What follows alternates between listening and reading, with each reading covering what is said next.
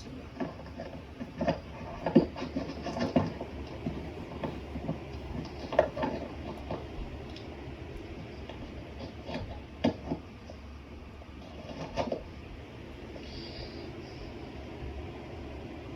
بالله من الشيطان الرجيم بسم الله الرحمن الرحيم تبت يدا أبي لهب وتب ما أغنى عنه ماله وما كسب سيصلى نارا ذات لهب وامرأته حمالة الحطب في جيدها حبل من مسد بسم الله الرحمن الرحيم إذا جاء نصر الله والفتح أرأيت الناس يدخلون في دين الله أفواجا فسبح بحمد ربك واستغفر إنه كان توابا صدق الله العلي العظيم صلوات اللهم صل على محمد وآل محمد.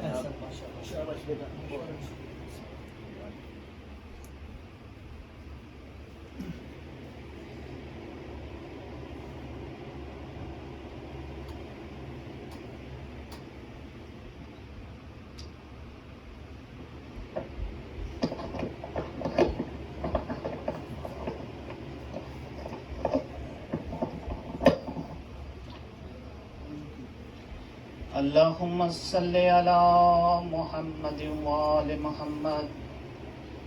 اللهم صل على محمد وآل محمد. اللهم صل على محمد وآل محمد. بسم الله الرحمن الرحيم. عن جابر بن عبد الله الأنصاري عن فاطمة الزهراء عليه السلام بنت رسول الله صلى الله عليه وآله قال سمعت فاطمة أنها قالت دخل علي أبي رسول الله في بعض الأيام فقال السلام عليك يا فاطمة فقلت عليك السلام. قال إني أجد في بدني ضعفا فقلت له أعيذك بالله يا أباتاه من الضعف. فقال يا فاطمة ائتيني بالكساء اليماني فغطيني به فآتيته بالكساء اليماني فغطيته به وسرت أنظر إليه وإذا وجهه يتلألأ كأنه البدر في ليلة تمامه وكماله. اللهم صل على محمد وآل محمد. فما كانت إلا ساعة وإذا بولدي الحسن عليه السلام قد أقبل وقال السلام عليك يا أماه. فقلت وعليك السلام يا قرة عيني والسمرات فؤادي. فقال يا أماه إني أشم عندك راهية طيبة كأنها راهية جدي رسول الله. فقلت نعم إن جدك تحت الكساء.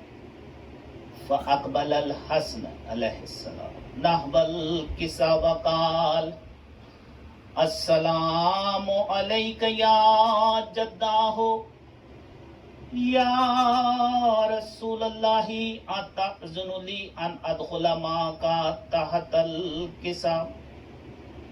فقال وعليك السلام یا ولدی و یا صاحب حوزی قد أذنت لك فدخل معه تحت الكساء اللهم صل على محمد وآل محمد. فما كانت إلا ساعة وإذا بولدي الحسين عليه السلام قد أقبل وقال السلام عليك يا أمه فقلت وعليك السلام يا ولدي ويا قرة عيني وثمرة فؤادي فقال لي يا أمه إني أشم عندك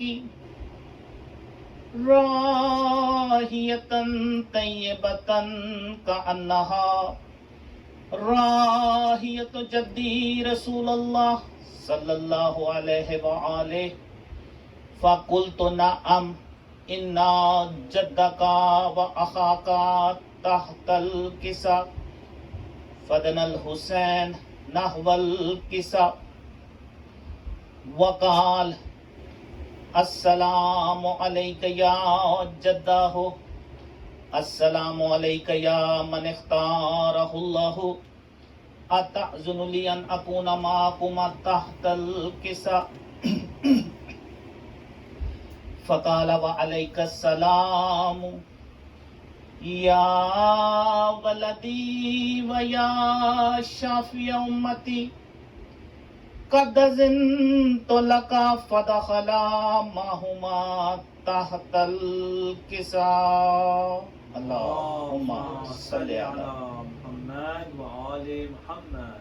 فأقبل عند ذلك أبو الحسن علي بن أبي طالب عليه السلام وقال السلام عليك يا بنت رسول الله فقلت وعليك السلام يا أبا الحسن ويا أمير المؤمنين فقال يا فاطمة إني أشم عندك راهية طيبة كأنها راهية أخي وابن عمي رسول الله فقلت نعم ها هو مع ولديك تحت الكساء فأقبل علي نحو الكساء وقال السلام عليك يا رسول الله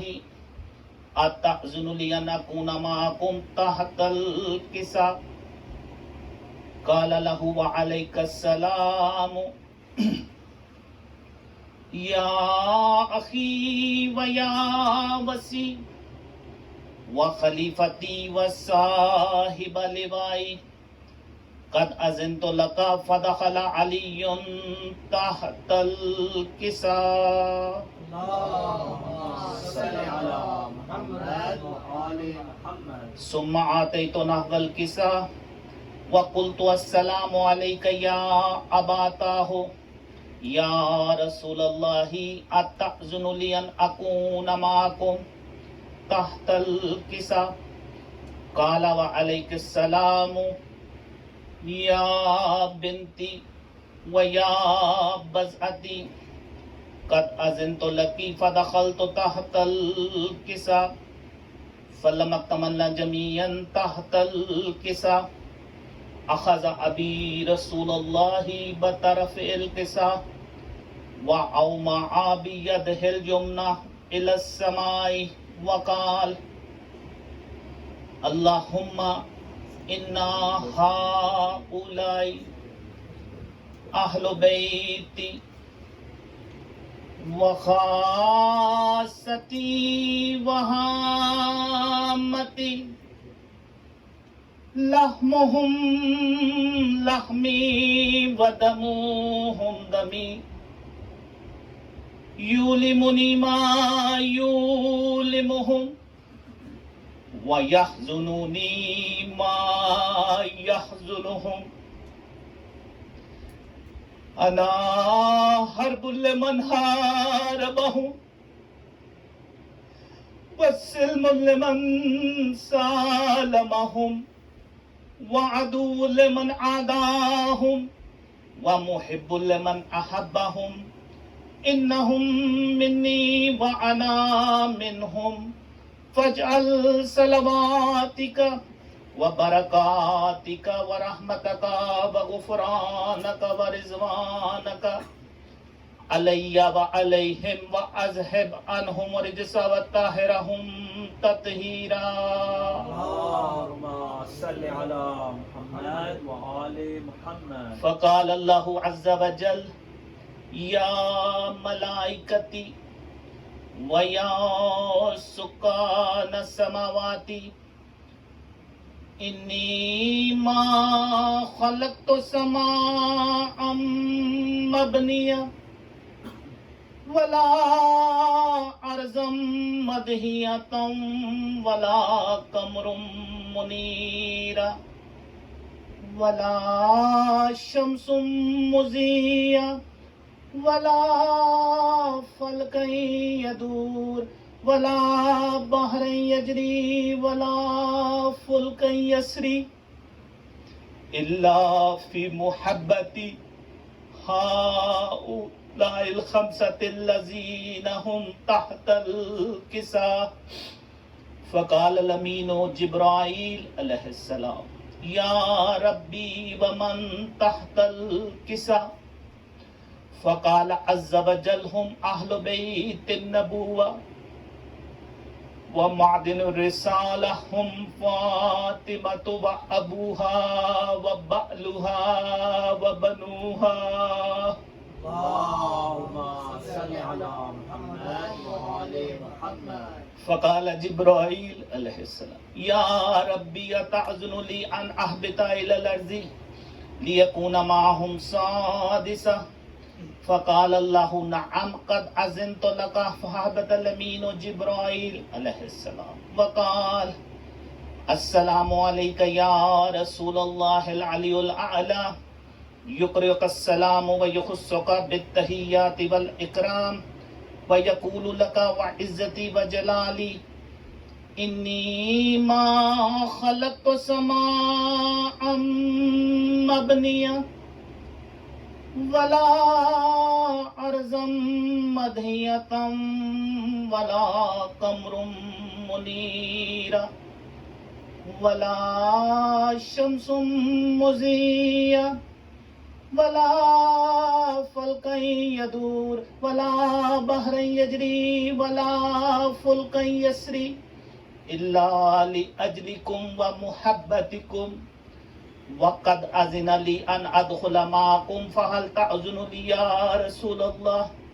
فقال رسول الله وعليك السلام يا أمين وحي الله إنه نعم قد أذنت لك. فدخل جبرائيل معنا تحت الكساء فقال لي بأن الله قد أوحى إليكم يقول إنما يريد الله ليذهب عنكم رجس أهل البيت ويطهركم تطهيرا. اللهم صل على محمد وآل محمد. فقال علي لي يا رسول الله أخبرني ما لجلوسنا هذا تحت الكساء من الفضل عند الله. فقال النبي والذي بعثني بالحق نبي واصطفاني بالرسالة نجية ما ذكر خبرنا هذا في محفل من محافل أهل الأرض وفيه جمع من شيعتنا ومحبينا إلا ونزلت عليهم الرحمة وحفت بهم الملائكة واستغفرت لهم إلى أن يتفرقوا. فقال علي عظم الله فزنا وفاز شيعتنا ورب الكعبة. فقال النبي الثانية يا علي والذي بعثني بالحق نبي واصطفاني بالرسالة نجية ما ذكر خبرنا هذا في محفل من محافل أهل الأرض وفيه جمع من شيعتنا ومحبينا وفيهم مهموم إلا وفرج الله همه ولا مهموم إلا وكشف الله غمه ولا طالب حاجة إلا وقضى الله حاجة فقال علي نظام والله فزنا وسعدنا وكذلك شيعتنا فازوا وسعدوا في الدنيا والآخرة ورب الكعبة.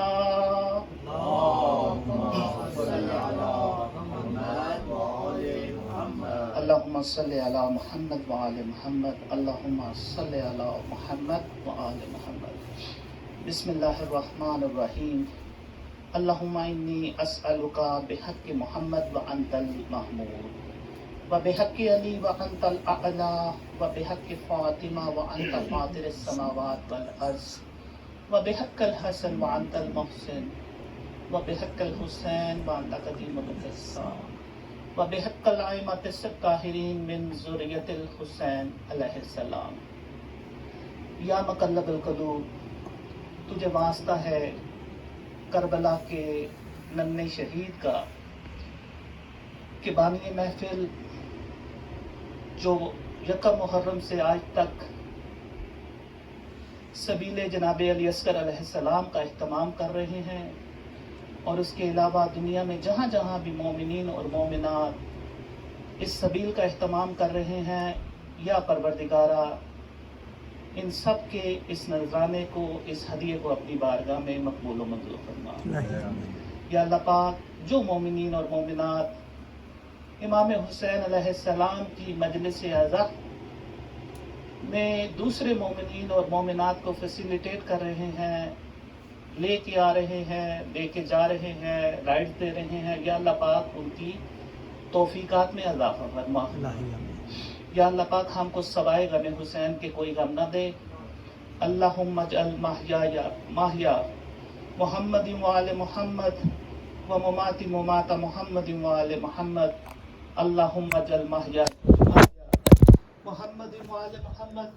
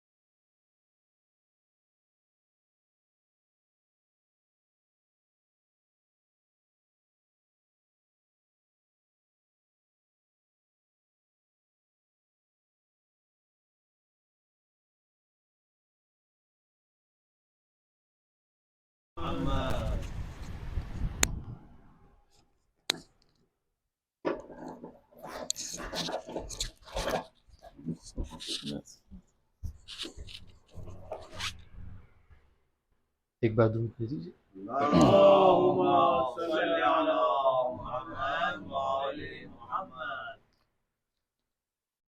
کربلا کی فضاؤں میں اب تک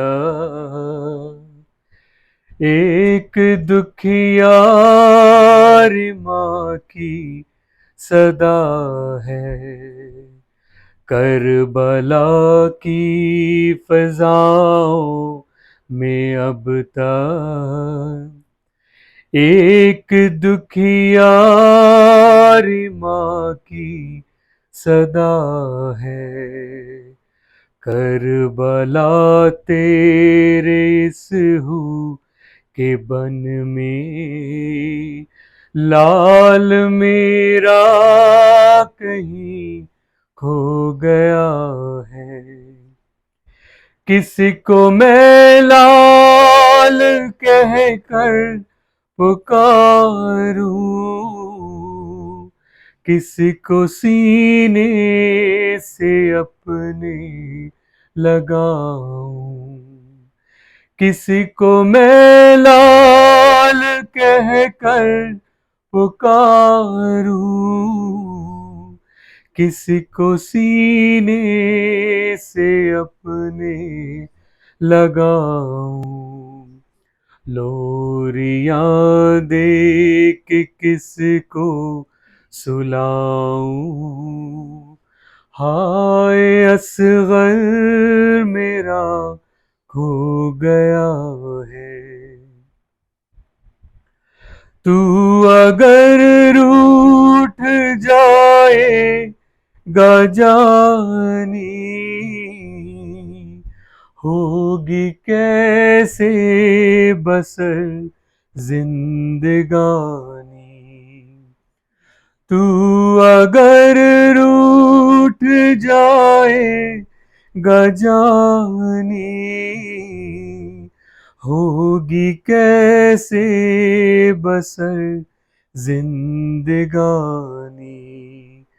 پاس کوئی نہیں ہے نشانی، تیرا جھولا بھی اب جل چکا ہے، بیڑیا پہنے آب کھڑے ہیں، سب رسن بستہ چھوٹے بڑے ہیں، بیڑیا پہنے آبے کھڑے ہیں، سب رسن بستہ چھوٹے بڑے ہیں، یوں شہیدوں کے لاشیں پڑے ہیں، جیسے قرآن بکھرا ہوا ہے، کربلا کی فضاؤں میں اب تک ایک دکھیار ماں کی صدا ہے۔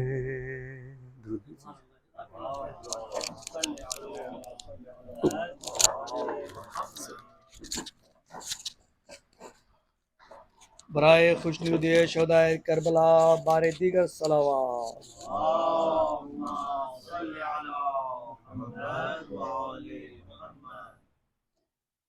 جن بچوں نے پڑھا ہے اور پڑھ رہے ہیں ماشاءاللہ اس عشر محرم میں، ان کو انشاءاللہ کل ہم مولانا صاحب کی موجودگی میں اپریشیٹ کریں گے۔ درود بر محمد و آل محمد۔ اللهم صل على محمد وآل محمد۔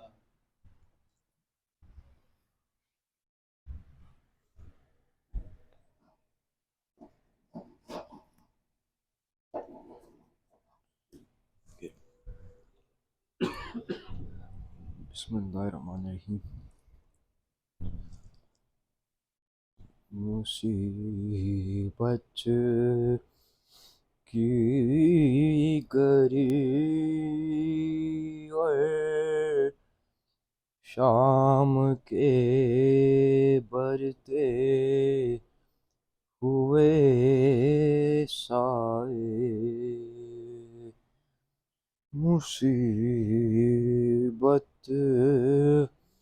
کی گری اور شام کے برتے ہوئے سائے، تڑپتی رہ گئی ماں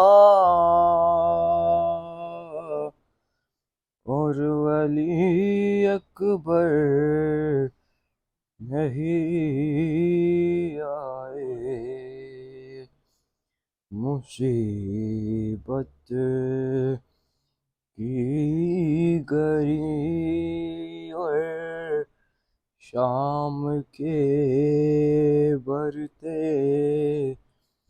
ہوئے سائے، گزر جانا ہی لیکھا ہے جوانی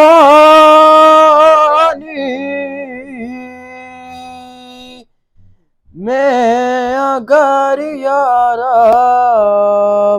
گزرنے سے علی اکبر کے پہلے ماں گزر جائے، مصیبت کی گھڑی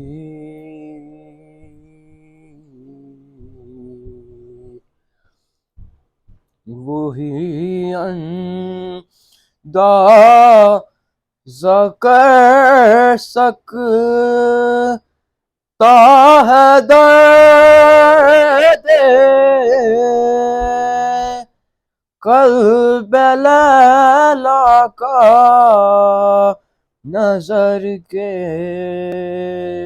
سامنے جس کے جواں بیٹا سے نہ کھائے، مصیبت کی گھڑی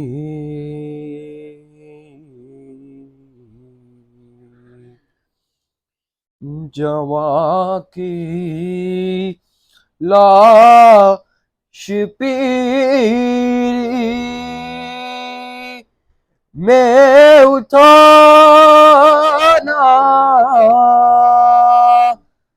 ایک قیامت ہے، یہ دن اللہ دنیا میں کسی کو بھی نہ دکھلائے، مصیبت کی گھڑی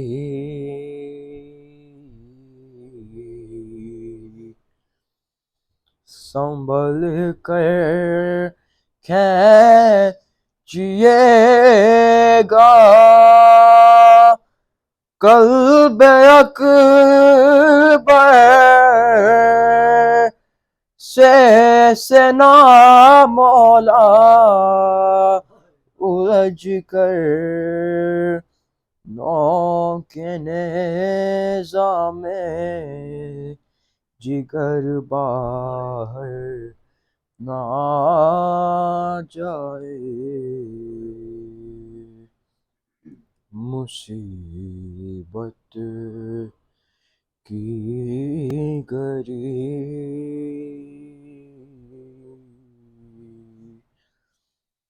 زمیں تھرا گئی اکبر کا لاشا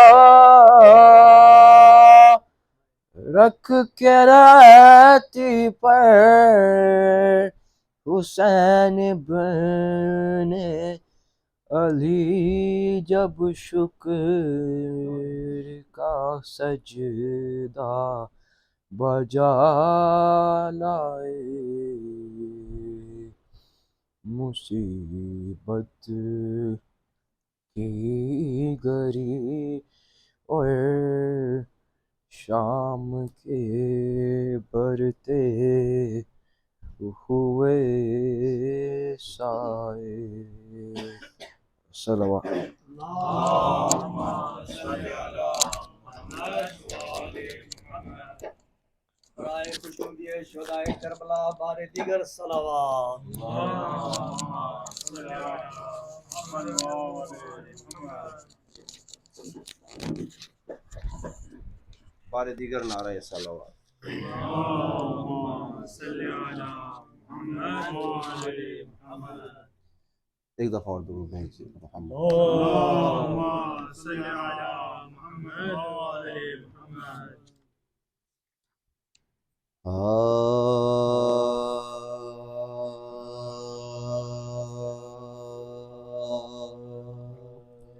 یہ سوچنا ہی ابس ہے کہاں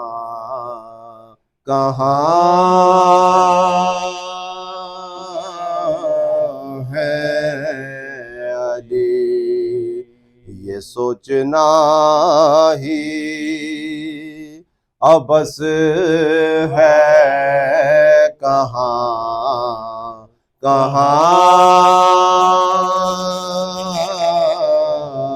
ہے علی، جہاں جہاں ہے حقیقت وہاں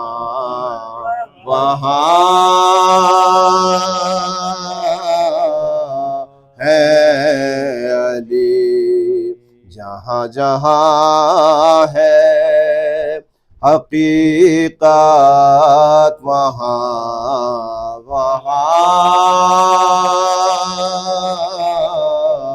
ہے علی، ادھر صفات محمد ادھر صفات خدا، ادھر صفات محمد ادھر صفات خدا، انہی لطیف حجابوں کے درمیان ہے علی،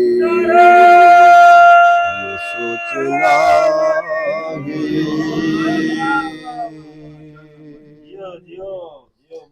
بر محمد و آل محمد صلوات.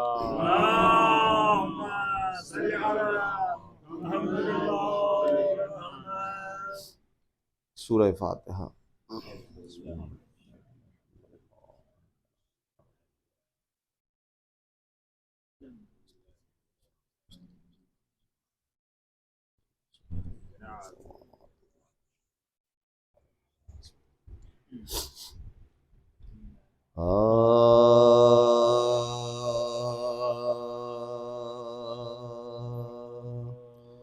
گلگوں قبا گرا گھوڑے سے جب کہ قاسم گلگوں قبا گرا گل پڑ گیا نبی رائے مشکل کشا گرا صفدر جری بہادر و شیر وغا گرا خون میں نہا کے لختے دل مجھے تبا گرا گرتے ہی فوج ظلم کا مجمع بہام ہوا زخمی پراہ نرغائے فوج ستم ہوا زخمی پراہ نرغائے فوج ستم ہوا مارا کسی نے پشت پہ نیزے کو تان کے کھاٹ کی سنان ظلم کلیجے میں آن کے کوئی تبر لگا گیا مظلوم جان کے تیغا کسی کا چل گیا سر پر جوان کے پہلو بھی دونوں ہاتھ بھی یکسر فگار تھے دولہا کا ایک جسم تھا ہزار تھے حضرت کو دی صدا کے چچا جان آئیے خادم ہوا حضور پہ قربان آئیے دنیا میں کوئی دم کا ہوں مہمان آئیے سر کاٹنے کا ہوتا ہے سامان آئیے جلاد پہنچے تیغے دو پہ کر لیے ہوئے قاتل کھڑے ہیں ہاتھ میں خنجر لیے ہوئے قاتل کھڑے ہیں ہاتھ میں خنجر لیے ہوئے پہنچے حسین لاش پہ جس دام بچشم نہ اٹکا ہوا تھا آنکھوں میں ابن حسن کا دم سر اپنا پیٹ کر یہ پکارے شاہ عمر قاسم اٹھو کے آئے ہیں ملنے کو تم سے موڑو ناک فاطمہ کے نور عین سے باتیں تو کچھ کرو دم آخر حسین کیا بولتے کہ موت نے تھا بے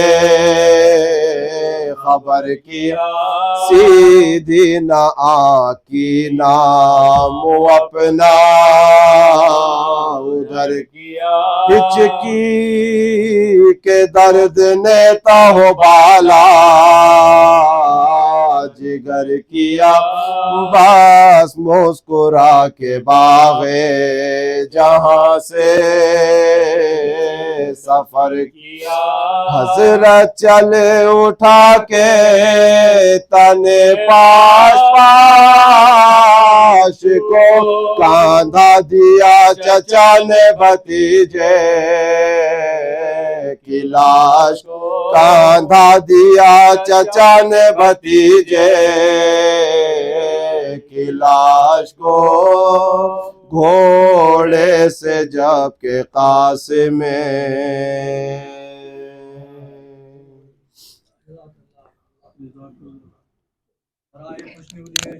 کربلا بآواز بلند صلوات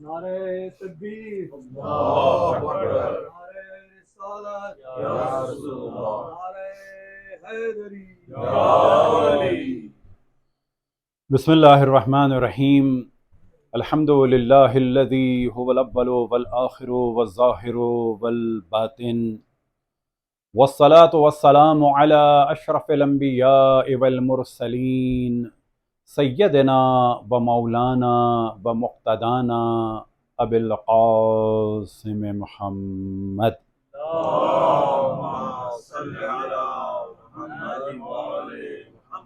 وعلی اہل بیتہ الطیبین الطاہرین المعصومین سیما بقیت اللہ فی الاراضین مہدی المنتظر ارواحنا و ارواح العالمین لتراب مقدمہ الفداء ولعنة الله على آدائهم ومنكر فضائلهم وغاصب حقوقهم إلى قيام يوم الدين وقال الله تعالى وهو أصدق القائلين إن الدين عند الله الإسلام وقال رسول الله صلى الله عليه وآله وسلم إني تارك فيكم الثقلين كتاب الله وعترة أهل بيتي ما إن تمسكتم بهما لن تضلوا أبدا حتى يرد علي الحوض.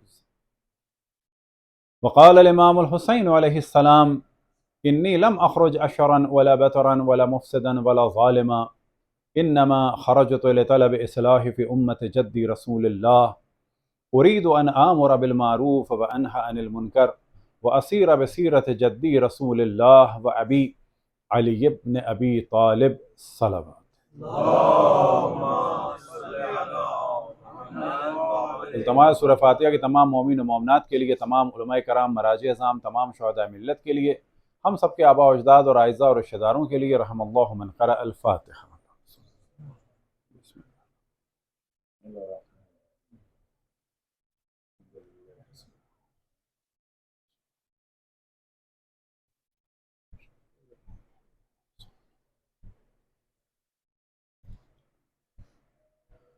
دین اللہ کے نزدیک صرف اسلام ہے، اور وہ اسلام ہمیں اشرف الانبیاء کے بعد ملے گا ثقلین سے. انی تارکم فیکم الثقلین، کہ میں تمہارے درمیان دو گراں قدر چیزیں چھوڑ کے جا رہا ہوں، ایک کتاب خدا، دوسرے میرے اہل بیت. جب تک تم ان دونوں سے وابستہ رہو گے کبھی بھی گمراہ نہ ہوگے، یہاں تک کہ یہ دونوں میرے پاس حوض کوثر پر پہنچ جائیں گے. بعد اشرف الانبیاء قرآن پر بھی ظلم ہوا، اہل بیت پر بھی ظلم ہوا. تو دوسری جانب ہم دیکھتے ہیں کہ یہ ظلم کا سلسلہ شروع ہوا کہ جب اشرف الانبیاء کے قول کو حجر اور ہذیان اور بکواس کہا گیا. یعنی ان کہنے والوں نے کلیئر بتا دیا کہ ہم نبی کو کیا مانتے ہیں. اب ظاہر ہے کہ جب نبی کو حجر اور ہذیان اور بکواس سے نسبت دے دی، اور اردو کے ایک ترجمے کے مطابق صحیح بخاری کا ہے برانہ، معاذ اللہ رسول اللہ کے لیے استعمال ہوا کہ برا رہیں، برا رہیں، اسی کا مترادف اردو میں ہے بڑبڑانا.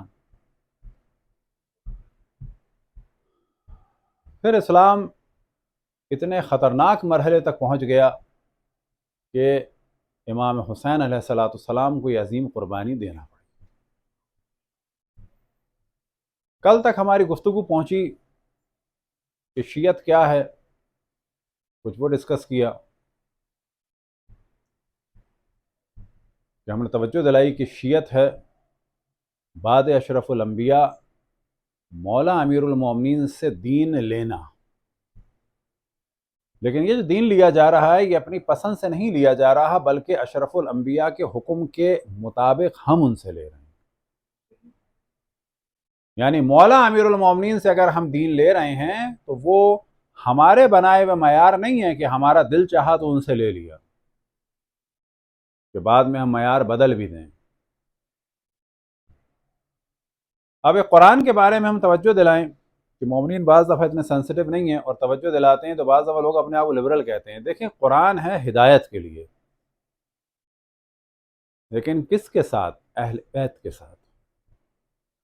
یہ جو ہمارے یہاں بعض دفعہ لوگ کہہ دیتے ہیں قرآن سے دین لیں، یہ جملہ ناقص ہے. یہ جملہ اس دشمن خدا جیسے جملے کا ہے کہ جس نے اشرف الانبیاء کو برانے کی نسبت دی اور کہا کتاب خدا کافی ہے. کتاب خدا کافی نہیں ہے. کتاب خدا اشرف الانبیاء کے دور میں بھی اشرف الانبیاء کے قول کی محتاج تھی کہ تفسیر ہو. کتاب خدا بعد اشرف الانبیاء بھی محتاج ہے کہ اس کی تفسیر ہو، اور تفسیر کا جو سورس ہے وہ ذات مقدس رسول اللہ صلی اللہ علیہ وآلہ وسلم اور اہل بیت علیہم الصلاۃ والسلام ہے.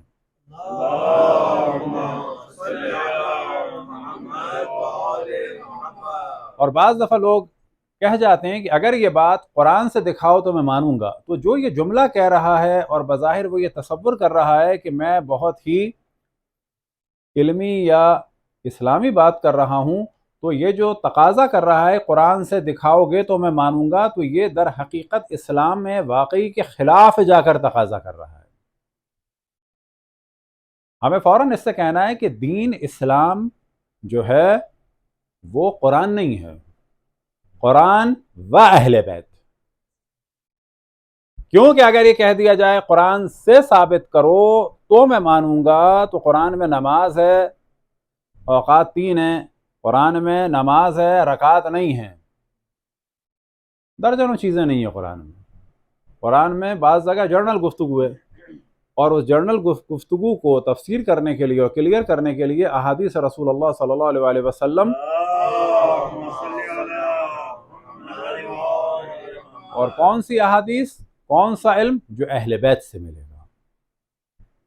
یہ بھی ذہن میں رہے کہ ہمارا عقیدہ یہ ہے کہ اہل بیت علیہم الصلوۃ والسلام جو بیان فرماتے ہیں وہ در حقیقت وہی علوم رسول اللہ صلی اللہ علیہ وآلہ وسلم ہیں جو اپنے اپنے زمانے میں پہنچاتے ہیں۔ میں خود امریکہ میں ایک دفعہ ایک خاص شہر میں کہ جہاں پر ایک مومن تھے، بزرگ تھے، کہ اللہ ان کی توفیقات میں اضافہ فرمائے، بزرگ تھے، اور انہوں نے میرے خیال میں سہم امام سے اور مومنین کے ڈونیشن سے ملینز آف ڈالر نہیں تو کم سے کم میرے خیال میں $1 ملین تو ضرور کیے ہوں گے اگر ایس ہٹا بھی دیں تو، یعنی لاکھوں ڈالر انہوں نے لگائے۔ آپ جانتے ہیں کس کام میں لگائے؟ قرآن پرنٹ کرنے، اور وہ قرآن پرنٹ کر کے جیلوں میں بھیجواتے تھے اور مختلف جگہ، جس کو بھی ضرورت ہے 100 200 400 قرآن لے جاؤ فری آف کاسٹ۔ پیسے کس کے ہیں؟ پیسے آپ کے ہیں۔ پیسے کس کے ہیں؟ سہم امام۔ اب میں نے مخصوصاً ان کے یہاں سفر کیا اور محبت کے ساتھ جا کے ان کے 2 قرآن کھولے۔ اب آپ کو یہ اچھا کام لگ رہا ہے، یہ اب ممکن ہے آپ کو اچھا نہ لگ رہا ہو کیونکہ میں نے کچھ بتا دیا پہلے، لیکن آپ کو اس سے زیادہ خطرناک چیز بتاؤں۔ اب میں نے ان کے پاس 2 قرآن کھولے، آئے وضو نکالی معاہدہ میں سے، میں نے کہا ذرا یہ دیکھیے گا کیا لکھا ہے۔ Then you wash your fats.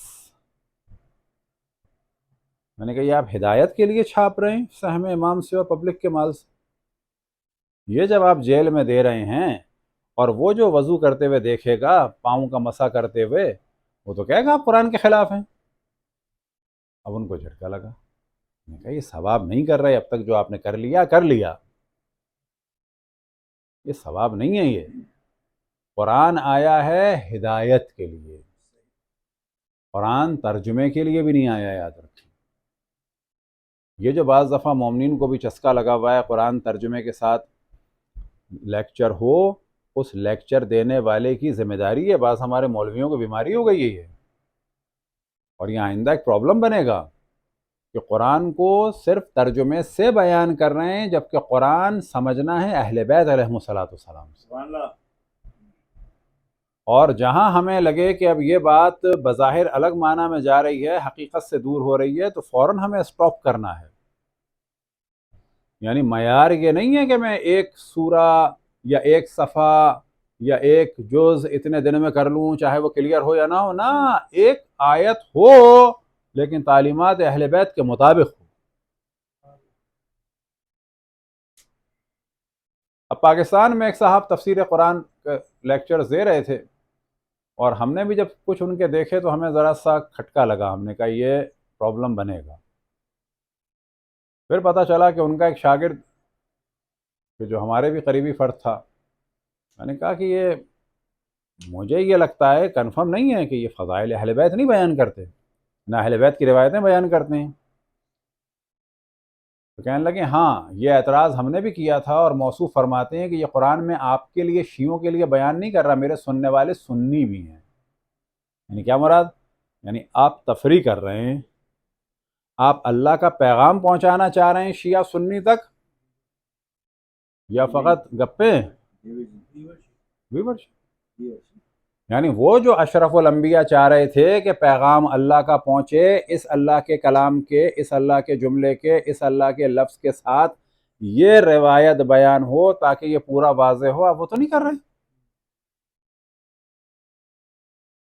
تو اس بات کی جانب پوری توجہ رہے کہ دین صرف قرآن نہیں ہے، قرآن و تعلیمات رسول اللہ صلی اللہ علیہ وآلہ وسلم خود ان کے دور میں، اور بعد اشرف الانبیاء قرآن و تعلیمات رسول اللہ صلی اللہ علیہ وآلہ وسلم جو اہل بیت سے ملے گی۔ اب اس میں اہل بیت کی بھی اپنی روایات ہیں، لیکن وہ جو فرما رہے ہیں وہ سب کچھ وہی علوم ہیں کہ جن کے بارے میں مولا امیر المومنین نے فرمایا تھا علمنی رسول اللہ 1000 باب، کہ مجھے رسول اللہ صلی اللہ علیہ وآلہ وسلم نے 1000 باب سکھائے اور میں نے ہر باب سے 1000 باب نکالے۔ صلوات پڑھیں پر محمد والے۔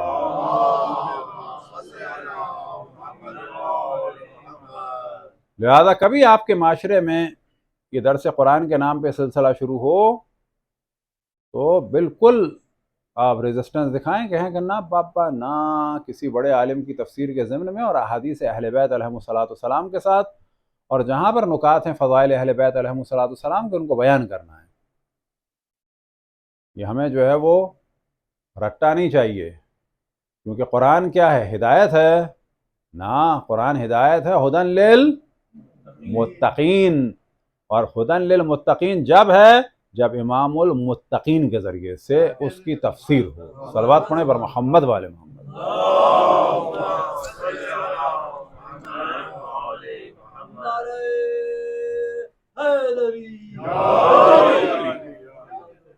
آج ہی کسی نے ایک شخص کا بھیجا کہ موصوف مجلس میں پڑھ رہے ہیں، جاہل قسم کا آدمی ہے، بالکل کہیں کا پڑھا ہوا نہیں ہے، اور وہ کہہ رہا ہے کہ شیعوں نے قرآن چھوڑ دیا، توضیح المسائل سنبھال لیجیے۔ خدا کی پناہ، توضیح المسائل کے فتوے قرآن و اہل بیت کے ذریعے سے ہیں۔ کیا قرآن سے، صرف قرآن سے؟ دیکھیں نا مغالطہ کیا ہو رہا ہے۔ قرآن ضابط حیات ہے، یہ جملہ غلط ہے، یہ سید قطب اور مودودی کا جملہ ہے بابا، رسول اللہ کے مقابلے میں جملہ ہے یہ۔ قرآن ضابط حیات نہیں ہے، ضابط حیات قرآن و اہل بیت ہیں۔ یہ اتفاق آپ کو تعجب ہوگا کہ یہ جملہ ہمارے بعض بڑے بڑے علماء بھی بول جاتے ہیں، کیونکہ متاثر ہے کس سے؟ کچھ ہمارے اور بعض علماء متاثر ہیں سید قطب سے، اخوان المسلمین سے، کچھ ہمارے کس سے متاثر ہیں؟ مودودی صاحب سے۔ بابا مودودی نے اگر بنو امیہ کے جرائم کھول دیے ہیں، بس اس حد تک صحیح ہیں وہ، باقی ان کی باتوں کی کوئی گارنٹی نہیں ہے۔ اور یہ بھی ذہن میں رکھیں، جو معاویہ بنو امیہ کے جرائم کھول رہے ہیں، ان کی اصل پالیسی یہ ہے کہ سارا گند اس پہ ڈال کے پیچھے بچا لیں، اور ہمیں ان سے آگے جانا چاہیے کہ چلو تم نے یہ والا کام کر دیا، باقی ہم کر دیں۔ صلوات پڑھیں پر محمد والے محمد۔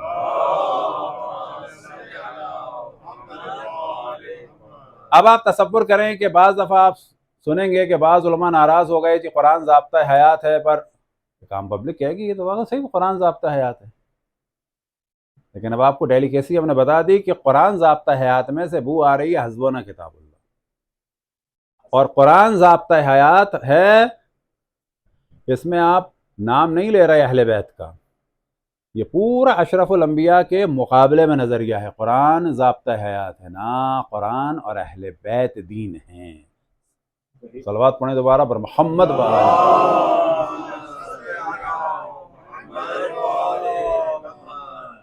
تو کل ہم نے توجہ دلائی کہ حضرت موسیٰ علیہ السلام کے بعد جو پہلے ان کے خلیفہ تھے اور اس زمانے کے مسلمانوں کے امام تھے، وہ تھے جناب یوشع بن نون، جشوا دا سن آف نون۔ حضرت عیسیٰ کے جو وصی تھے اور جو اس زمانے میں لوگوں کے پہلے امام تھے اور حضرت عیسیٰ علیہ السلام کے خلیفہ تھے، وہ تھے جناب شمعون صفا۔ شمعون صفا کو کہا جاتا ہے سائمن پیٹر۔ سائمن پیٹر جو تھے وہ در حقیقت پہلے امام اور پہلے خلیفہ تھے حضرت عیسیٰ کے بعد، لیکن جس طرح سے مولا امیر المؤمنین کے مقابلے میں لوگ آئے، ان کے مقابلے میں آیا پال، اور ہمارے یہاں روایتوں میں وہ افراد جو مولا امیر المؤمنین کے مقابلے میں آئے اور پھر مثال کے طور پر سامری کے لیے اور پال کے لیے جہنم کا ایک مقام بیان ہوا ہے۔ وہ وجہ کیا ہے کہ وہ جو حضرت موسیٰ کے اوصیاء کے خلاف آئے وہ، اور حضرت عیسیٰ کے اوصیاء کے خلاف آئے وہ، اور اشرف الانبیاء کے اوصیاء کے خلاف آئے، ان سب کا ہدف تھا دین کو برباد کرنا۔ پاور گیم الگ تھا، لیکن اصل جو بغض تھا وہ اشرف الانبیاء سے تھا۔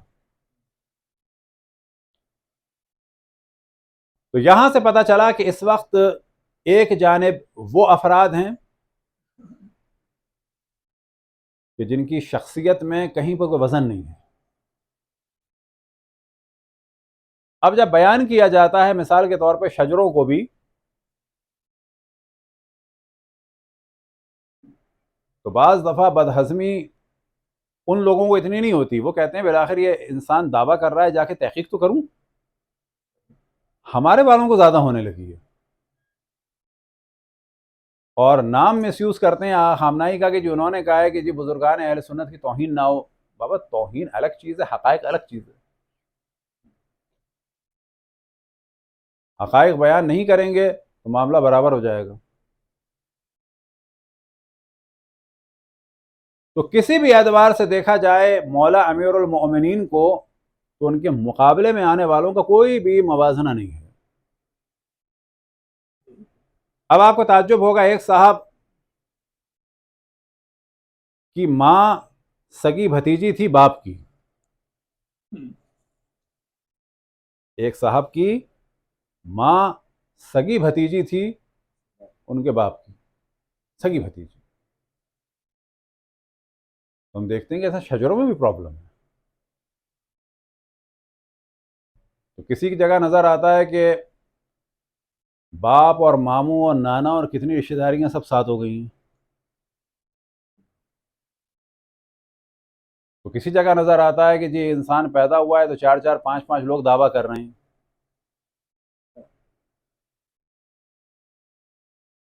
تو مسئلہ جو ہے فقط یہ نہیں ہے کہ خاندانی مسئلہ لے لیں، بات یہ ہے کہ مولا امیر المومنین کے مقابلے میں جو بھی آیا ہے کسی بھی اعتبار سے مقابلے میں آنے کے قابل ہی نہیں.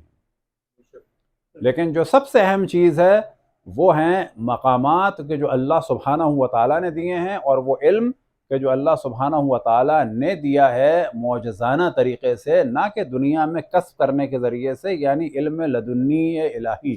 صلوات پڑھیں بر محمد والے.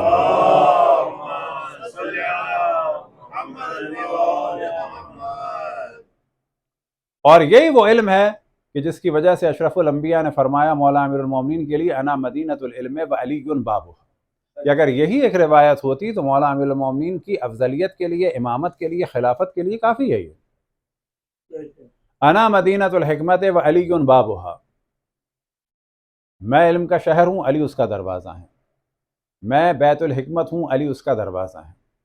اعلم امتی علی ابن ابی طالب، سب سے زیادہ علم رکھنے والے امت کے درمیان کون ہیں؟ اعلم امتی، یعنی امت اشرف الانبیاء میں سب سے زیادہ علم رکھنے والے مولا امیر المومنین. اقضاکم علی ابن ابی طالب، سب سے بہترین قضاوت کرنے والے کون ہیں؟ علی ابن ابی طالب. یہی چند روایات ہوں تو خود بخود ثابت ہو جاتا ہے کہ جب ایسی ہستی موجود ہے تو کسی اور کے پاس جانے کی ضرورت نہیں ہے.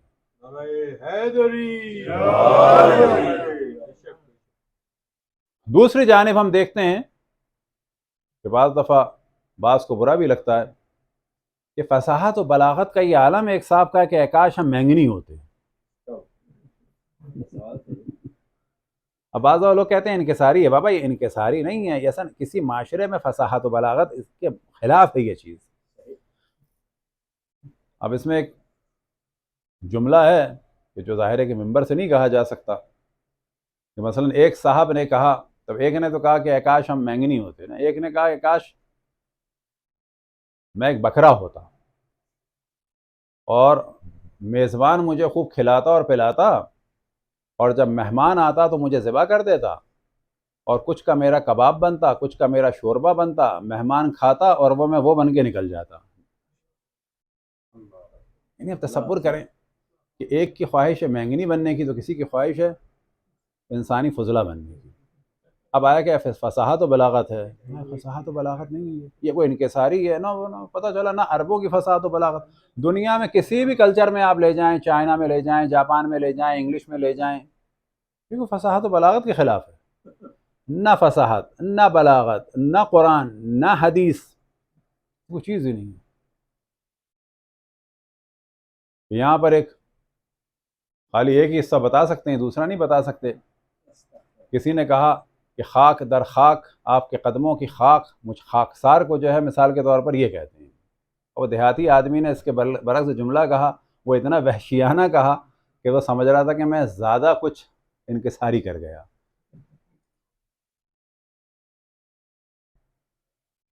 تو پھر یہ کہا جائے گا کہ وہ فصاحت و بلاغت و انکساری ہے، خاک در خاک، آ کے قدموں کی خاک خاکسار کو جو ہے فلانا کہتے ہیں. اب اگر اس کے بدلے جو ہے کچھ اور کہہ دیا جائے اور کوئی بیہودے جملے استعمال کیے جائیں تو وہ فصاحت و بلاغت نہیں ہے. کوئی دنیا میں شاعر و ادیب اور پڑھا لکھا آدمی نہیں کہے گا کہ یہ مجھ سے زیادہ جو ہے منکسر مزاج ہو گئے. یہی وجہ ہے کہ کچھ عرصے پہلے دعائیں چھپیں امام زین العابدین علیہ السلام کی خلیفہ اول کے نام سے. اب نہیں ہے دعائیں بابا تو ہم کیا کریں. بابا اگر دعائیں بنانی تھی خود کو یا کسی عرب کو شاعر کو کہتے تھے وہ بنا دیتا، کہتے قلمی نسخہ ملا ہے مثلا. اسی طرح سے پوری سازش چل رہی ہے، آپ کو تعجب ہوگا اس پہ انشاءاللہ ہم کام بھی کرنے والے ہیں ایک دو لوگوں کے ساتھ مل کر. پاکستان میں 3 یا 4 نہج البلاغہ کے ترجمے ہوں گے، سب کے سب دشمنوں کی جانب سے، اور وہ ہزاروں کی تعداد میں بٹے ہیں اور لائبریریوں میں رکھے گئے ہیں. کیا ہے؟ ان تمام ترجموں میں گھپلا کیا گیا ہے.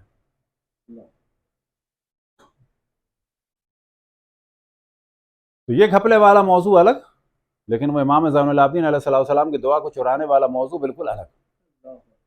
تو ہمارا یقین ہونا چاہیے کہ جس اللہ سبحانہ و تعالیٰ کو ہم مانتے ہیں وہ تمام دنیا میں جو اللہ کی معرفت کرائی جاتی ہے اس سے زیادہ بہترین معرفت والا ہے. جس نبی کو ہم مانتے ہیں وہ تمام وہ لوگ کہ جو وحی الہی کا دعویٰ کرتے ہیں ان سے بہتر ہیں. اور جس کتاب کو ہم مانتے ہیں اگر اس کے کچھ حصے کسی کو سمجھ میں نہ بھی آئیں پھر بھی جنرلی تمام دنیا کی کتابوں سے زیادہ بہتر ہے. ہمارے حساب سے تو بہترین ہے، لیکن اگر کوئی نہ بھی مانتا ہو، اس کو ایک آدھ آیت میں پرابلم ہو تو کہا جائے گا چلو یہ بعد میں سمجھ لینا، لیکن یہ بتاؤ جرنلی ان سب سے بہتر ہے کہ نہیں ہے. اور جس وسیع کو مانتے ہیں، اور یہ سب انہی کا کمال ہے. کیوں کہ اللہ سبحانہ و تعالیٰ نے اسی کتاب اور اسی دین کی حفاظت کے لیے منصب امامت کا اعلان کروایا، اور پھر ارشاد فرمایا وَإِن لَمْ تَفْعَلْ فَمَا بَلَّغْتَ رِسَالَتَهُ. بس اگر مولا امیر المومنین کی امامت نہ ہوتی تو نہ یہ قرآن کی حفاظت ہو پاتی، نہ اس کی ایسی تفسیر ہو پاتی، نہ اشرف الانبیاء کی ایسی عصمت بیان ہو پاتی، اور نہ اللہ سبحانہ و تعالیٰ کی ایسی توحید بیان ہو پاتی. اب جب یہ کہا جاتا ہے کہ توحید کس کے ذریعے سے ہے؟ اہل بیت کے ذریعے سے، تو یہاں پر بعض کہتے ہیں آپ نے جو غلو کر دیا نا. کوئی غلو نہیں کر دیا. توحید کے معنی اللہ نہیں ہے. اگر ہم یہ کہیں کہ توحید کا دار و مدار اہل بیت پہ ہے تو یہ کوئی غلو نہیں ہے. توحید کے کیا معنی ہوتا ہے؟ یکتائیت، اللہ کو ایک ماننا. اللہ نہیں ہے توحید کے معنی. اگر ہم یہ کہیں کہ اللہ سبحانہ و تعالیٰ کا دار و مدار اہل بیت پہ ہے تو یہ غلط ہوگا. لیکن اللہ کی صفات کو سمجھنا اور اللہ کو وحدہ لا شریک ماننا اور اللہ کو یکتا ماننا، اللہ کو خالص مانا جانا، یہ اہل بیت کے ذریعے سے ہے. تو یہ قطعاً توحید نہیں ہے، بلکہ یہاں پر مراد ہے صحیح معرفت خدا. بعد اشرف الانبیاء اگر کہیں سے ملے گی تو وہ صرف اور صرف اور صرف اور صرف اہل بیت علیہم الصلاۃ والسلام ہے. صلوات پڑھیں بر محمد والے.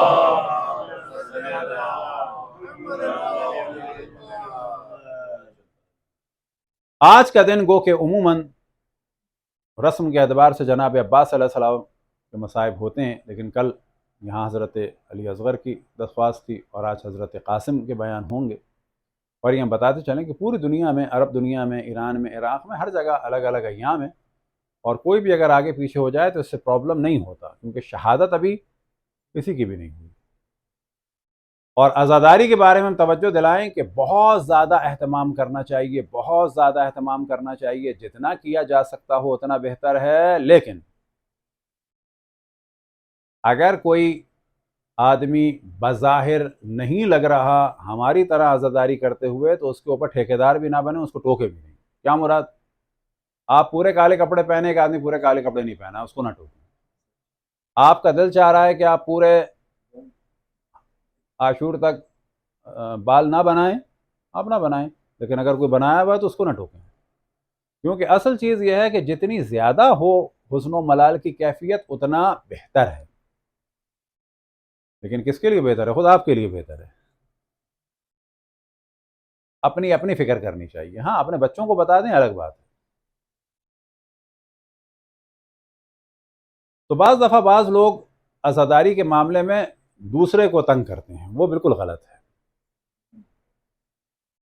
وہ بالکل نامناسب کام ہے. یعنی آپ کا دل چاہ رہا ہے کہ آپ بغیر گدے کے سوئیں، زمین پہ سوئیں، بہت ثواب ملے گا. کیوں کہ جس چیز سے حسن و ملال ظاہر ہو بہت اچھا ہے. آپ کا دل چاہ رہا ہے ہو گیا. لیکن اگر آپ کے سامنے ایک آدمی اوپر سو رہا ہو تو آپ اس کو نہ ٹوکیں. اس کی ڈیوٹی معین نہ کریں، اپنا کریں جو کرنا ہے۔ اب یہ جتنی بھی رسوم ہیں یاد رکھیں اچھی ہیں۔ مثال کے طور پر اندرون سندھ میں، پنجاب میں چارپائی الٹی کرتے ہیں، آپ یہاں کر سکتے ہیں؟ نہیں کر سکتے۔ وہ کرتے ہیں، بڑی اچھی بات ہے۔ اچھا آپ نہیں کر سکتے، آپ کا دل چاہ رہا ہے زمین پہ سوئیں، آپ کی مرضی، لیکن جو کر رہا ہو اور جتنا کر رہا ہو اس کا دل سے احترام کریں، اس کا بھی مذاق نہ بنائیں۔ اسے ہم وہاں پر ہی بیان کریں گے کہ بعض دفعہ لوگ کہتے ہیں کڑھائی کا ایک دفعہ ہم نئے، جب اب کیونکہ ہم ذرا ماڈرن بھی تھے تو لوگ سوچتے تھے شاید اب ان چیزوں میں بھی ایسی ماریں گے کوئی گپ، کہ اللہ کا شکر ہے کبھی بھی ہم نے اہل بیت علیہ السلام کے مقابلے میں ایسا کام نہیں کیا۔ ہم اس زمانے میں بینکنگ وغیرہ کے اس میں بھی کام کر رہے تھے، تو ایک نے پوچھا کہ مولانا یہ کڑھائی بڑھائی کوئی روایتوں میں ہے، اس کا ذرا مجلس میں پڑھیے گا۔ ہم نے کہا بالکل پڑھ دیں گے، کہیں ہے روایتوں میں کڑھائی؟ ہم نے کہا بالکل نہیں ہے۔ اب وہ سمجھے کہ ہم بھی کڑھائی کا مذاق بنائیں گے۔ اب ہم نے جو ہے کہا، ہم نے کہا بھائی واقعاً کڑھائی نہ تو ڑے ہے عربی میں، اور نہ ہی پکوڑے کی ڑے ہے، تو یہاں پہ کہا گیا ہے کڑھائی وغیرہ کا کیا مسئلہ ہے؟ تو حقیقت یہ ہے نہ پکوڑا عربی میں ہے نہ کڑھائی عربی میں ہے، تو ایسی کوئی روایت جس میں لفظ کڑھائی آیا ہو وہ بھی نہیں ہے اور پکوڑا آیا ہو وہ بھی نہیں ہے، لیکن آیا ہے عربی میں نہیں ہے لیکن آیا ہے۔ اب وہ جو ہم سے تمنا لگائے بیٹھے تھے کہ ہم کو چھیڑ چھاڑ کریں گے عزاداری سے، وہ تو سمجھ گئے کہ یہ ہاتھ میں آنے والا نہیں ہے پورا۔ تو ہم نے کہا ہے نہیں لیکن آیا ہے کڑھائی، اسی کڑھائی کے ساتھ۔ اب لوگوں کو تعجب ہوا، تو ہم نے کہا بابا اصل موضوع یہ ہے کہ امام حسین علیہ السلام کے معاملے میں حزن و ملال ہو زیادہ سے زیادہ۔ اب مثال کے طور پر انڈیا پاکستان میں گرل نہیں ہوتی، یہاں ہر گھر میں ہے، لیکن سوال یہ پیدا ہوتا ہے اسی کلچر میں کسی کا باپ مرتا ہے تو گرل کرتے ہوئے دیکھا آپ نے؟ آیا بائبل میں آیا ہے گرل نہ کرو جس دن باپ مرے؟ یہاں کے قانون میں لکھا ہے کینیڈا کے؟ عرف بتاتا ہے۔ سیوئیوں کے اندر کیا ہوتا ہے؟ یہی میدا ہے، کس میں پکتی ہے؟ دودھ میں۔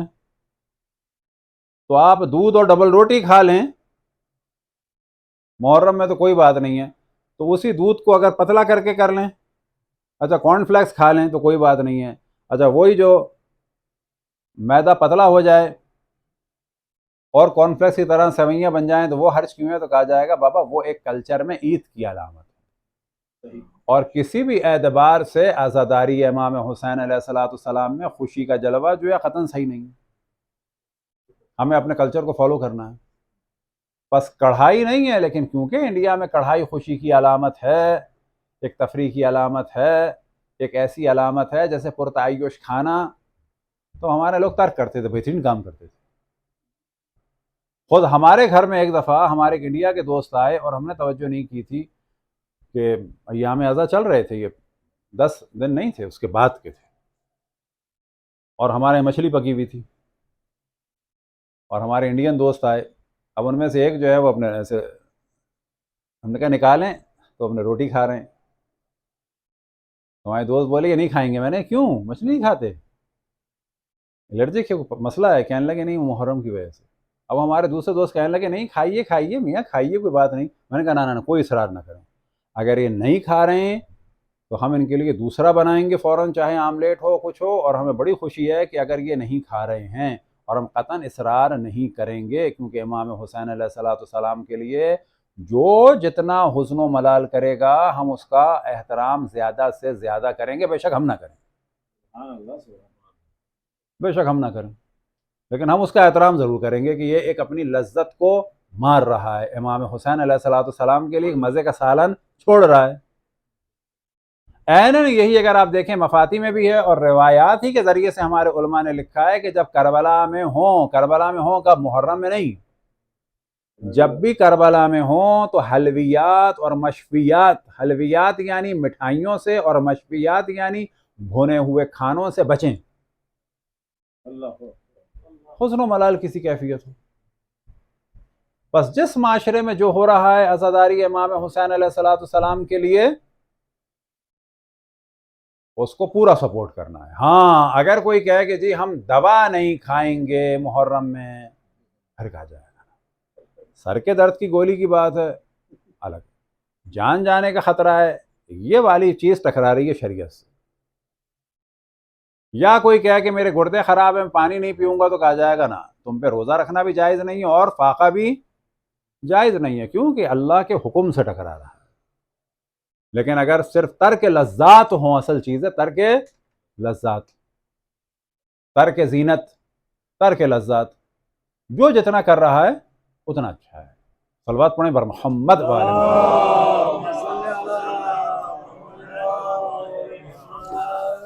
بلکہ یہ ذہن میں رکھیں کہ اگر آپ کو کوئی نظر آ رہا ہے کہ جو ترک لذات کر رہا ہے، ترک زینت کر رہا ہے، تو وہ اس دوران قرب خداوند تبارک و تعالیٰ کی منزل پہ اس سے کہ ہمارے لیے دعا کرو۔ واقعاً ایسا ہے، اس وقت ایک مزیدار چیز رکھی ہو، ایک آدمی نہیں کھا رہا مثلا، جتنی دیر اس نے اس مزیدار چیز کو چھوڑا ہے تو وہ خاص مقام پر فائز ہے۔ کون سا خاص مقام، کون سی خاص عبادت؟ امام حسین کے حزن و ملال میں ترک لذات کر رہا ہے۔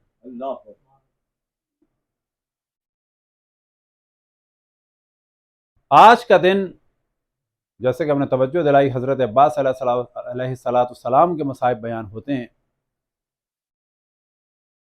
اور کل کیونکہ حضرت قاسم کے نہیں بیان ہو سکے تو آج یہاں بیان کر رہے ہیں۔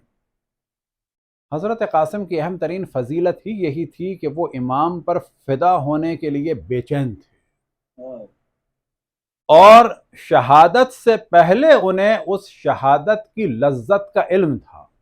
یعنی معرفت کا یہ عالم ہے کہ شہادت، اور وہ بھی امام وقت کی موجودگی میں، امام وقت پہ سے قربان ہونے کے بارے میں انہیں علم تھا، اور کم سنی میں علم تھا کہ یہ جو موت ہے یہ کیسی ہے، کیف عندک الموت، کون سی موت؟ یہ والی موت کہ جو امام حسین کی بارگاہ اقدس میں اور ان پر سے قربان ہونے کی صورت میں ہے، تو ان کی معرفت کا یہ عالم تھا احلی من الاصل، کہ یہ شہد سے زیادہ شیرین ہے۔ اجرکم اللہ۔ اور امام حسین کے لیے بلا شک یہ شہادت بہت سخت تھی، اور یہی وجہ ہے کہ جتنا جتنا امام سختیوں میں مبتلا ہوتے چلے گئے اور امتحان پہ امتحان دیتے چلے گئے، تو دشمن نے بھی گواہی دی کہ حسین کا چہرہ نورانی سے نورانی ہو رہا تھا۔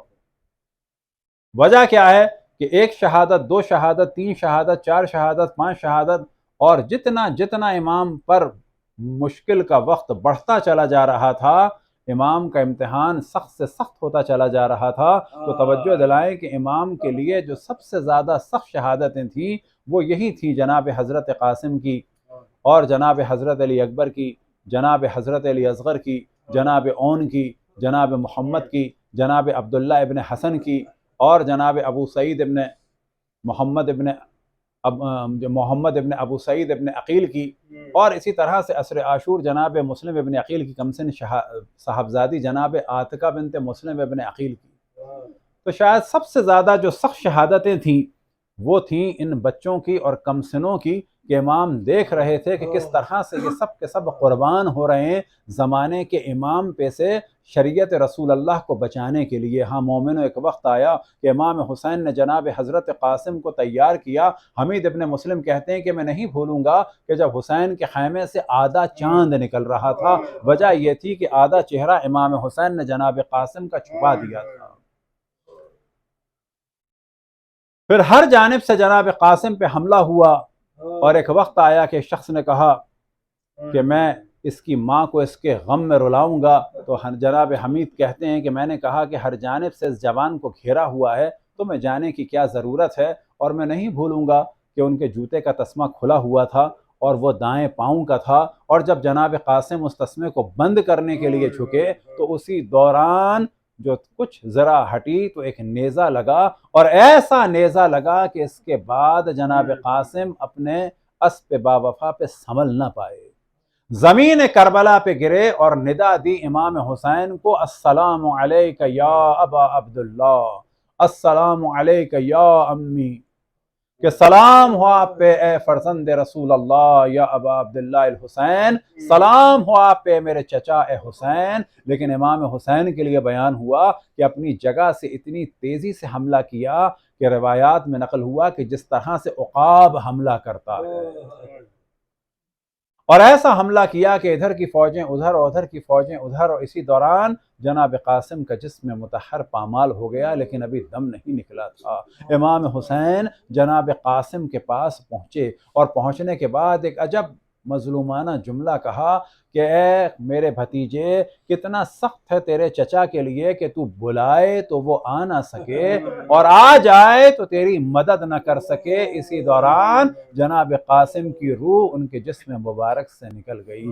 اب رن میں امام حسین نے جناب قاسم کے چہرے پہ کبھی اپنا چہرہ رکھا، اور پھر ایک وقت آیا کہ جناب قاسم کو اٹھانا شروع کیا۔ مقاتل میں بیان ہوا کہ اس طرح سے جناب قاسم کو اٹھایا کہ دونوں کے سینے آپس میں ملے ہوئے تھے اور الٹی جانب بڑھنا شروع ہوئے، پشت کی جانب بڑھنا شروع ہوئے، اور جناب قاسم کے پاؤں زمین پر خط کھینچ رہے تھے۔ اجرکم علی اللہ۔ اب یہاں پر بیان کیا جاتا ہے کہ ایک وجہ شاید یہ بھی تھی کہ جناب قاسم کا جوڑ بھی الگ ہو گیا اور جسم کے بعض حصے بھی الگ ہو گئے، اور یہی وجہ تھی کہ امام حسین نے ایک وقت آیا کہ کہا کہ ایک چادر لے کے آؤ، اور اس کے بعد فرمایا احملوا اخاکم الی الفسطاط، اور اپنے بھائی کے اس جنازے کو خیمے کی جانب لے جاؤ۔ دل یہ کہتا ہے کہ کیا گزری ہوگی امام حسن کی ان زوجہ پر کہ جن کا یہ فرزند حسین ہے، ہاں ام فروہ پہ کیا گزری ہوگی۔ ابھی کچھ ہی عرصہ تو گزرا ہے، 10 سال کا عرصہ گزرا ہے کہ امام حسن کے جگر کے ٹکڑے تشت میں دیکھے جناب ام فروہ نے، اور ابھی نماز جنازہ کے بعد جنازہ اٹھا تو دوبارہ امام حسن کے جسم کو دیکھا ایک عجب عالم میں کہ جسم میں تیر پیمست ہیں۔ یہ عجب جنازہ ہے کہ جو گھر سے نکلا تو سفید کفن میں نکلا، اور جب اشرف الانبیاء کے دیدار کے لیے پہنچا تو یہ جنازہ سرخ ہو چکا تھا۔ وجہ کیا تھی کہ امام حسن کے جسم اطہر پہ تیر چلے، اور آج جناب ام فروہ دیکھ رہی ہیں کہ بیٹا اس عالم میں آیا ہے کہ جسم کا جوڑ الگ ہے اور بعض جسم کے حصے الگ ہو چکے ہیں۔ ہاں جناب ام فروہ، ایک وہ بھی وقت تھا کہ جب امام حسن سے ملنے جناب زینب گئیں تو جناب امام حسن کے لیے بڑا سخت تھا کہ کہیں ایسا نہ ہو کہ میرے جگر کے ٹکڑوں پہ زینب کی نگاہ پڑ جائے، یا امام حسن کربلا کے میدان میں آئیں۔ آپ یہ چاہتے تھے کہ آپ کی بہن کی نگاہ آپ کے جگر کے ٹکڑوں پہ نہ پڑے، لیکن کربلا کے میدان میں آپ کا جگر کا ٹکڑا قاسم گھوڑوں کے پاؤں تلے پامال ہو گیا، اور یہ منظر کبھی حسین نے دیکھا۔ اور جب یہ جنازہ آیا تو بیویوں نے گریہ کی، کبھی زینب نے پکارا واہ جدہ ہو واہ اماں ہو، اے بھائی میرے نانا، اے بھائی میری ماں، کبھی نانا کو پکارا تو کبھی ماں کو پکارا۔ یا اللہ، جس نے رسول اللہ جناب سیدہ اور ائمہ پہ ظلم کیا ان سب پہ لعنت فرما۔ ماتم حسین۔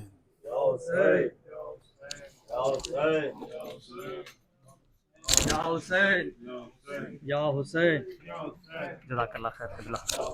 یا حسین، یا حسین، یا حسین، یا حسین، یا حسین، یا حسین، یا حسین، یا حسین، یا حسین، یا حسین، پامال سم اسپا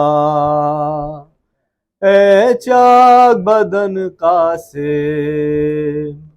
پامال سم اسپا اے چاک بدن قاسم، پامال سم اسپا اے چاک بدن قاسم، پامال سم اسپا اے چاک بدن قاسم، پامال سم اسپا،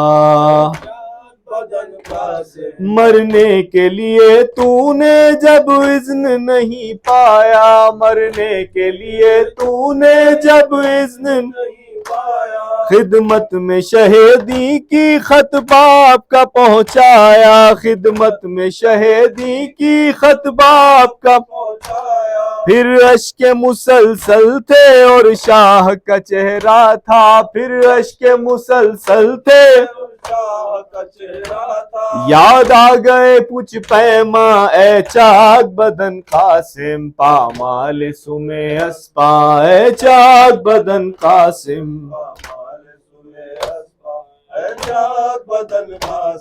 میدان میں جیسے ہی آواز تیری آئی، میدان میں جیسے ہی آواز تیری آئی، فوجوں کی طرف جھپٹے عباس بھی سرور بھی، فوجوں کی طرف جھپٹے عباس بھی سرور بھی، بھگدڑ جو مچی رن میں ہر سمت قیامت تھی، بھگدڑ جو مچی رن میں ہر سمت قیامت تھی، پھر رک نہ سکا طوفان اے چاک بدن قاسم، پامال سم اسپا اے چاک بدن قاسم، پامال سم اسپا اے چاک بدن قاسم، خیموں میں قیامت ہے کبرا پہ فلک ٹوٹا، خیموں میں قیامت ہے کبرا پہ فلک ٹوٹا، رونے کی صدائیں ہیں مادر کو ہوا صدمہ، رونے کی صدائیں ہیں مادر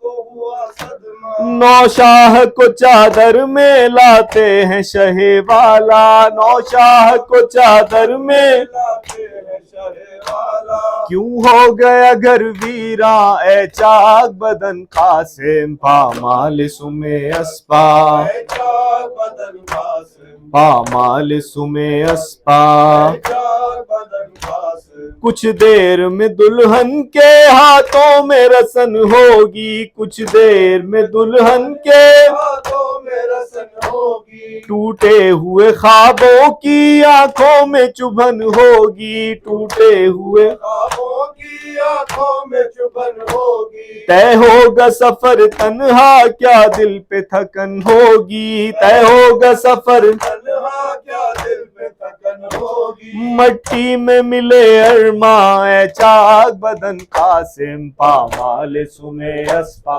اے چاک بدن قاسم، پامال سم اسپا اے چاک بدن قاسم، یا حسین یا حسین یا حسین یا حسین یا حسین یا حسین یا حسین یا حسین یا حسین یا حسین یا حسین یا حسین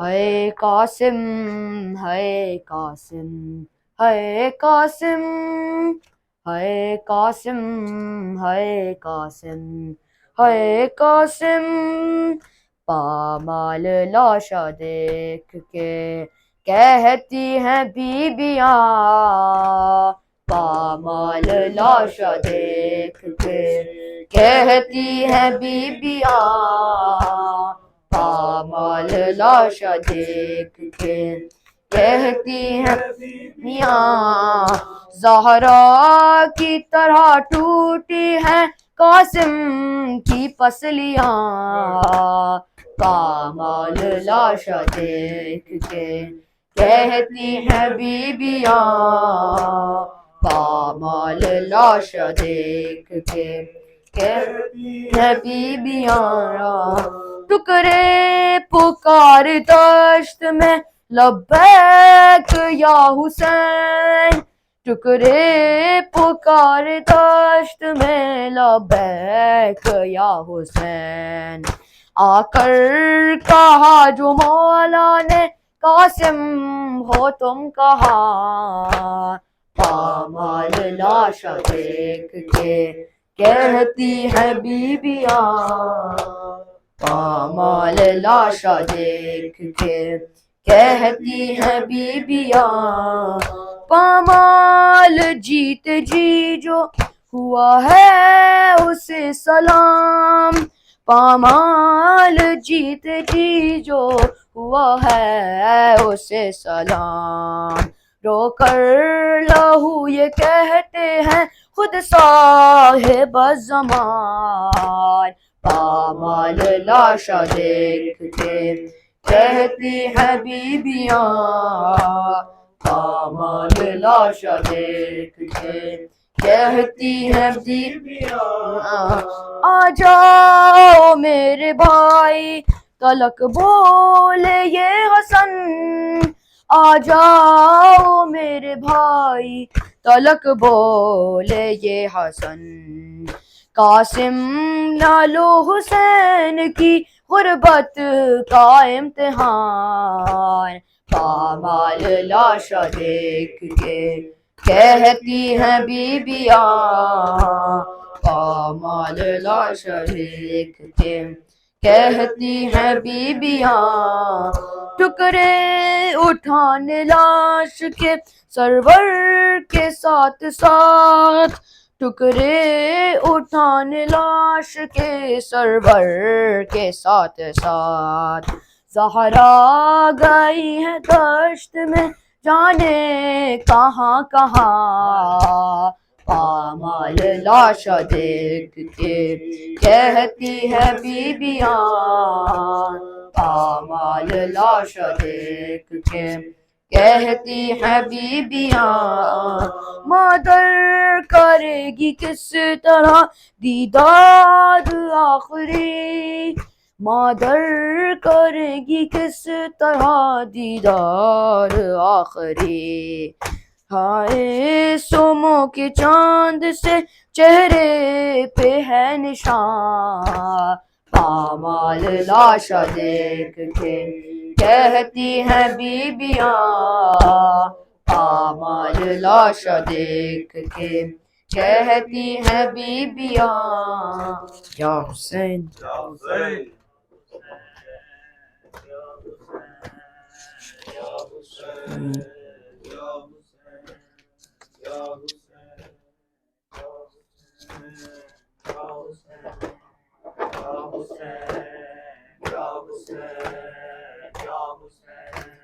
کھول کر گٹھڑی میں فروا کو دکھاؤں کیسے، کھول کر گٹھڑی میں فروا کو دکھاؤں کیسے، کھول کر گٹھڑی میں فروا کو دکھاؤں کیسے، ہے یہی لاشا قاسم، ہے یہی لاشا قاسم، یہ بتاؤں کیسے، کھول کر گٹھڑی میں فروا کو دکھاؤں کیسے، کھول کر گٹھڑی میں فروا کو دکھاؤں کیسے، خون سے لال ہوئی ہے سبھی مقتل کی زمین، کہیں بازو ہے پڑے سینہ، کہیں سر ہے کہیں، جوڑ کے ٹکڑے بدن پھر سے بناؤں کیسے، ہے یہی لاشا قاسم، ہے یہی لاشا قاسم، یہ بتاؤں کیسے، کھول کر گٹھڑی میں فروا کو دکھاؤں کیسے، کھول کر گٹھڑی میں فروا کو دکھاؤں کیسے، میرے بھائی کی نشانی میرا تارا تھا یہی، بیوہ مادر کے بڑھاپے کا سہارا تھا یہی، ماں کا دکھتا ہوا دل اور دکھاؤں کیسے، ہے یہی لاشا قاسم، ہے یہی لاشا قاسم، یہ بتاؤں کیسے، کھول کر گٹھڑی میں فروا کو دکھاؤں کیسے، کھول کر گٹھڑی میں فروا کو دکھاؤں کیسے، سخت مشکل میں ہوں، مشکل سے چھڑاؤ عباس، بات شبیر کو یہ آ کے بتاؤ عباس، خیمہ مادر دلگیر میں جاؤں کیسے، ہے یہی لاش قاسم، ہے یہی لاش قاسم، یہ بتاؤں کیسے، کھول کر گٹھڑی میں فروا کو دکھاؤں کیسے، کھول کر گٹھڑی میں فروا کو دکھاؤں کیسے، بے سہارا کو یہاں کون سہارا دے گا، میں جو رویا تو اسے کون دلاسا دے گا، سامنے ماں کے میں خود اشک بہاؤں کیسے، ہے یہی لاش قاسم، ہے یہی لاش قاسم، یہ بتاؤں کیسے، کھول کر گٹھڑی میں فروا کو دکھاؤں کیسے، کھول کر گٹھڑی میں فروا کو دکھاؤں کیسے، رن سے لوٹائے گا کچھ دیر میں میرا دلبر، خاک پر بیٹھی یہی سوچ رہی ہے مادر، خاک سے مادر قاسم کو اٹھاؤں کیسے، ہے یہی لاش قاسم، ہے یہی لاش قاسم، یہ بتاؤں کیسے، کھول کر گٹھڑی میں فروا کو دکھاؤں کیسے، کھول کر گٹھڑی میں فروا کو دکھاؤں کیسے، کیا حسین، کیا حسین، کیا حسین، کیا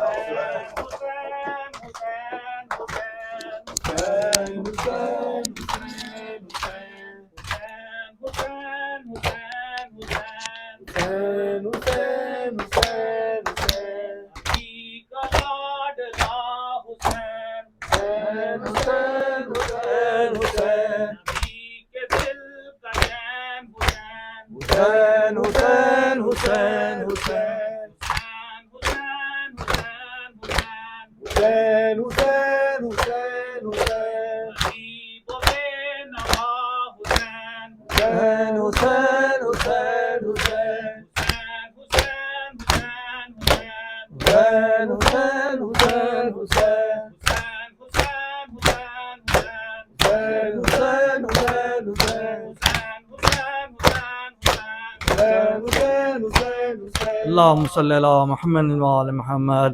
یا اللہ ماتم داروں کے بازوؤں میں قوت حیدری عطا فرما، مومنین کو کوئی غم نہ دے سوائے غم حسین کے، ہمارے مرحومین کی مغفرت فرما، جو بیمار ہیں جہاں جہاں ان سب کو شفا عطا فرما، ہماری یہ عزاداری امام الحسن کی بارگاہ میں قبول اور مقبول ہو۔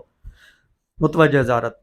صلی اللہ علیہ یا رسول اللہ، السلام علیکہ یا نبی اللہ، السلام علیکہ یا سید المرسلین، السلام علیکہ یا خاتم النبیین، السلام علیکم ورحمۃ اللہ وبرکاتہ، السلام علیکہ ام المومنین خدیجۃ الکبریٰ صلوات اللہ علیہا، السلام علیکہ امیر المومنین و یا سید الوصیین امام علی بن ابی طالب، السلام علیکہ قرۃ عین رسول فاطمۃ الزہرا سیدۃ نساء العالمین، السلام علیکہ امام الحسن والحسین سیدہ شباب اہل الجنہ، السلام علیکہ ام المصائب حورہ زینب بنت امیر المومنین، السلام علیکہ افضل الشہداء باب الحوائج ابی الفضل العباس ابن امیر المومنین، السلام علیکم جمیع شہداء کربلا و اسیران کربلا ورحمۃ اللہ وبرکاتہ، السلام علیکہ یا غریب الغرباء، السلام علیکہ یا من الضعفاء والفقراء، السلام علیکہ یا شمس الشموس، السلام علیکہ یا انس النفوس، السلام علیکہ یا ایھا المدفون برزیتوس، السلام علیکہ یا مغیث الشیعۃ دوار فی یوم الجزاء، السلام علیکہ یا سلطان العرب والعجم، السلام علیکہ یا ابا الحسن یا امام علی ابن موسی الرضا الراضی بالقدر والقضاء، روحی وارواح المومنین لک الفدا، السلام علی آبائک السبع و ابنائک الاربع جمیعا ورحمۃ اللہ وبرکاتہ، صلی اللہ علیہ یا مولا یا صاحب العصر والزمان، الامان الامان الامان من فتنة الزمان ومن شر الشیطان. السلام علیک یا امام الانس والجان. السلام علیک یا خلیفۃ الرحمن. السلام علیک یا قاطع البرہان. السلام علیک یا امام زماننا ھذا. اجل اللہ تعالی فرجک وسهل اللہ تعالی مخرجک وظہورک وجعلنا من انصارک معوانک. السلام علیکم ورحمۃ اللہ وبرکاتہ. مومنین اکرام، عشرہ محرم الحرام کی مجالس جاری ہیں اور روزانہ یہ مجالس 5:30 بجے 5:30 پہ شروع ہوتی ہیں. آپ تمام حضرات پابندی وقت کے ساتھ شرکت فرمائیں. 3 اور مجالس رہ گئی ہیں، کل 2 بلکہ ایک سیٹرڈے اور ایک سنڈے کی. آپ تمام حضرات سے شرکت کی استدعا ہے. درود بر محمد و آل محمد.